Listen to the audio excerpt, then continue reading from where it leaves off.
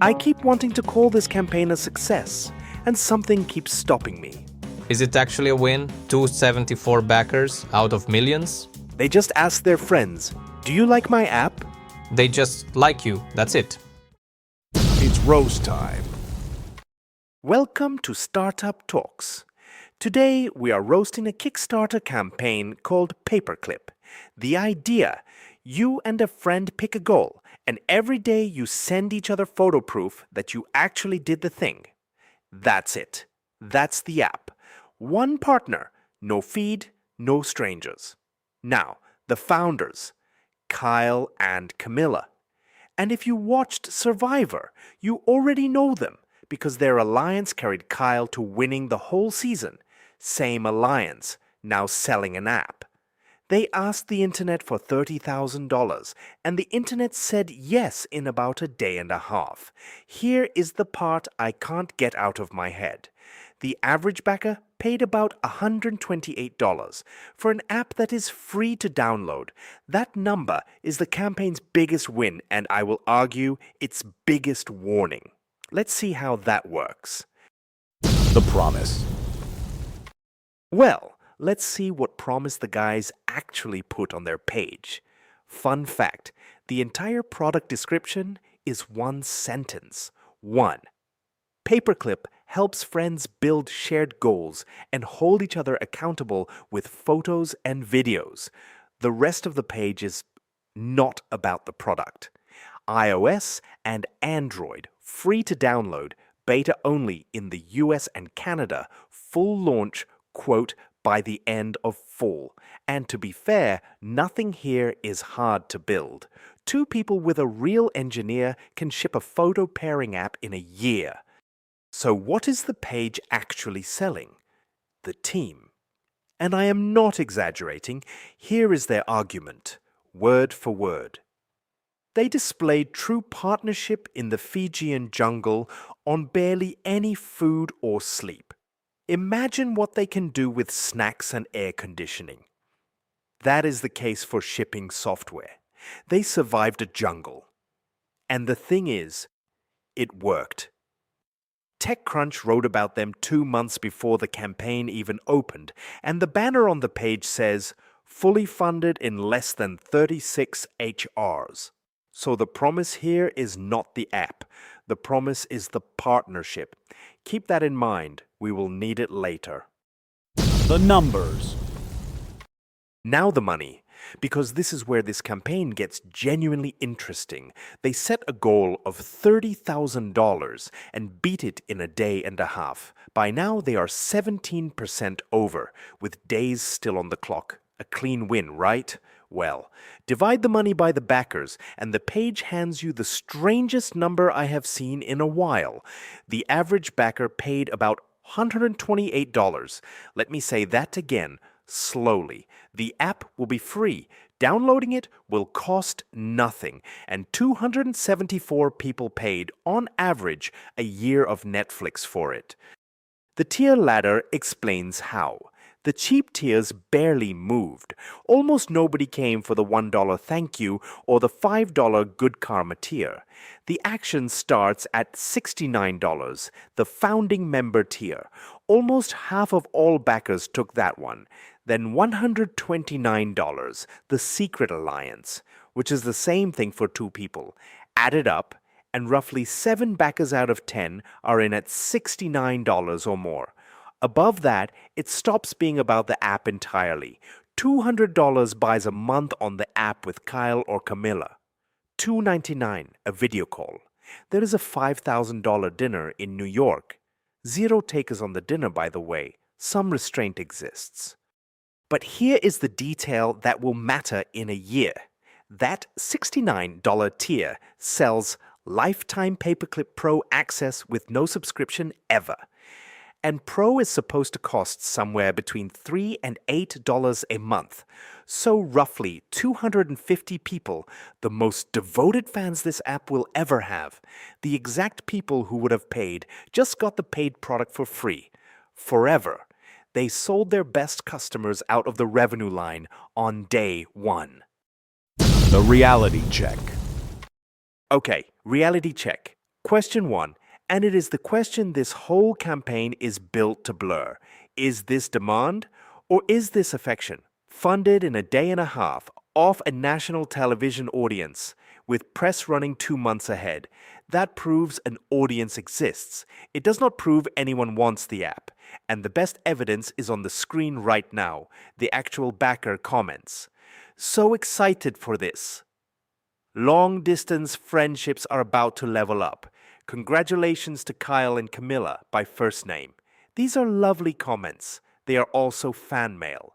9 comments from 274 backers, and the substantive ones are asking what Pro will cost. Nobody is asking what the app does. Question 2. The category. Accountability apps are not a frontier. Roughly 9 out of 10 people who install any app are gone within a month, and the median app keeps about 4% of its users. 4%.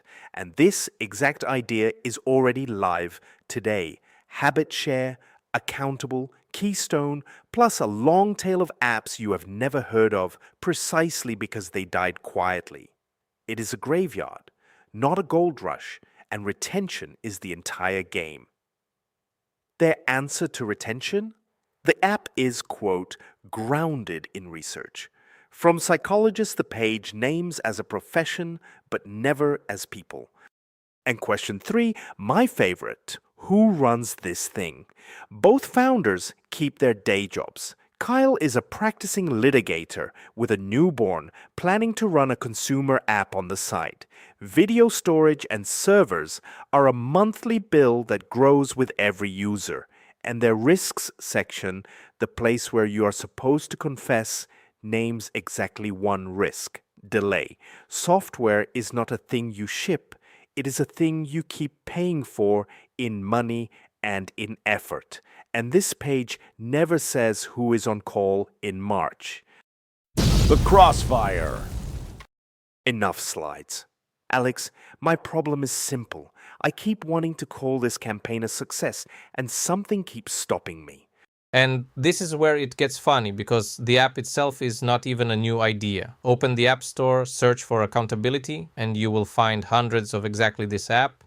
When people start their startup career, they find an idea and think, this is so new, this is so original. No, there were plenty of them. They failed, they vanished, and you cannot find them under the graveyard of failed projects. So the lesson is never expect your idea to be original. Exactly, and these two knew it. They took a random idea and capitalized on what they already had, the publicity. They could have taken any app and the conversion would have been the same. I doubt that. It depends on what you capitalize on. Their audience watched them chase goals on television for a whole season. A goals app matches that story. If they had launched an e-commerce app, it would not have converted. Fair, millions of people saw them, and this campaign cut off the top tier, the couple of hundred who were ready to pay. Which brings me back to my problem. They asked for $30,000 and got 35. By the numbers, that is a pure success. Wait, is it actually a win? For me, this is a small win, an intermediate step, news for the fans. A person who never watched the show will not pay $69 for this app. And ask the next question, will they run this Kickstarter again and again? No. This money buys them maybe 3 months of development. That is the whole price. If you set a goal and beat it, in numbers it is a success.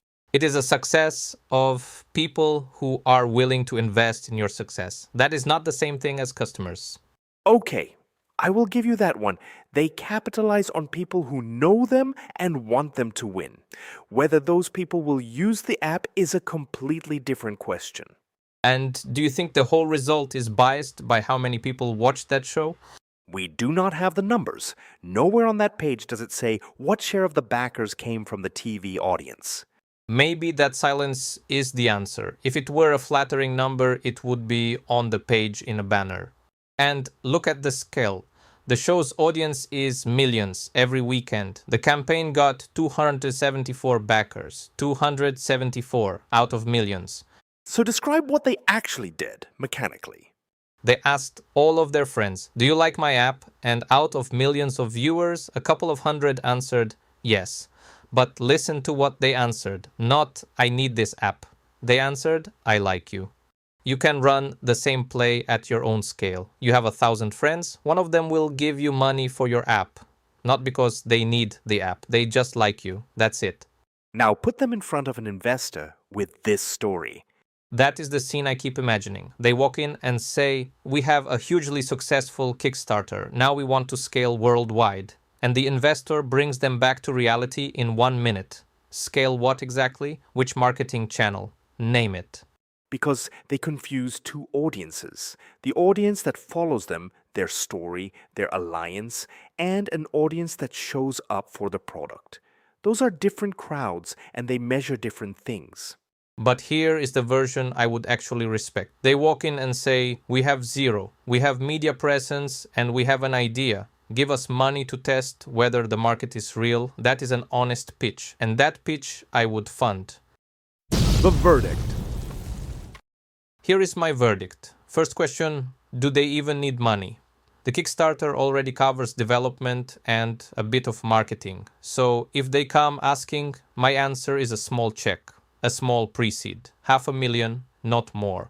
And it is earmarked for exactly one thing. Testing marketing channels and market fit. No scaling, no hiring. And here is the evidence that would change my mind. A channel that holds under money. Put $1,000 into the channel and watch the conversion. Then put in $10,000. Then $50,000. If the numbers do not flatten out as the money grows, you have a business. And I will be the first in line. Until then, this is not an investment in an app. It is a bet on two likable people from television. Small bet, strict purpose. Anything bigger, I am out. So here is where I land. Paperclip does have a real advantage, and it is not the app, it is the brand. Two people a national audience already trusts, and the campaign proves that brand can raise $35,000 in a month. What it cannot prove, and this is the whole point, is that anyone wants the product. An audience that supports your story and an audience that uses your app are two different crowds, and the distance between them is the distance between a fundraise and a business. The nice part, Kyle and Camilla will be fine either way. If the app dies, the story survives, and every door it opened stays open. What to take home from this one? If a crowd shows up for you, do not read that as showing up for the product. Fame buys you a bigger day 1, never a bigger day 30. Selling lifetime access to your earliest fans mortgages the exact revenue you will need later. And the only real proof of demand is a marketing channel that holds when you pour money into it. Everything else is pricing affection. We will keep an eye on this one. If Paperclip is alive in a year, the promise had substance. New episode every Saturday. See you in the next one.